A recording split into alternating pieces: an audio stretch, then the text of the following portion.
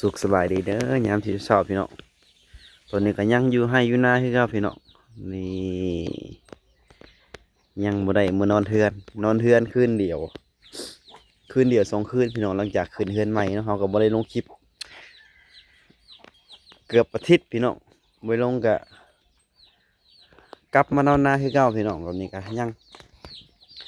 อยู่ให้อยู่นาคือเก่าอืมกลับมานอนเทือนนอนบ่ให้นอนเทือนมันนอนเทือนเก่า เทือนใหม่บ่ได้นอนพี่น้องก็ต้องนอนมา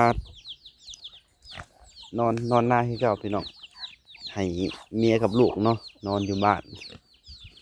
บรรยากาศตอนเช้าก็หลังจากทำบริลงคลิปกับโอ้เกือบทิศหนึ่งพี่น้องทิศหนึ่งทิศปลายพุ่นละตั้งแต่เขาขึ้นเฮือดเนาะเขาก็บริลงเลย มันอันนั้นพี่น้องมันอัพโหลดบ่ค่อยได้พี่น้องบ่รู้มันเป็นหยังเพราะว่าอัพโหลดลงไปมันสิเด้งคืนอัพโหลดมันสิเด้งคืนบ่รู้เป็นสาเหตุหยังพี่น้อง เขาอยากลงคลิปตอนคืนเทือนกับไลฟ์คลิปที่ถ่ายไว้พี่น้องแต่มันลงแล้วก็เด้งคืนลงเด้งคืนบ่ฮู้มันสาเหตุเป็นหยังพี่น้องหรือว่ามันโทรศัพท์เก่าบ่หรือว่าแนวใดเฮาก็บ่ฮู้คือกันพี่น้องนี่พี่น้องก็อยู่ให้อยู่นาคือเก่าตอนนี้ก็บรรยากาศทุ่งนา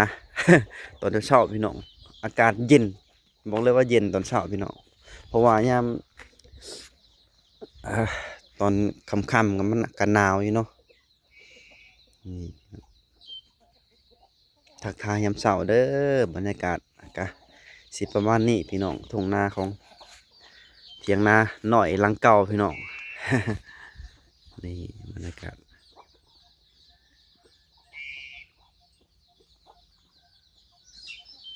โอเคทักทายพี่น้องกับบ่ได้ลงคลิปก็ขอโทษขออภัยทุกคนเนาะที่บ่ได้ลงคลิปไปเบิ่งพี่น้องเพราะว่ามันโทรศัพท์มันบ่ฮู้เป็นหยังพี่น้องโอเคเด้อ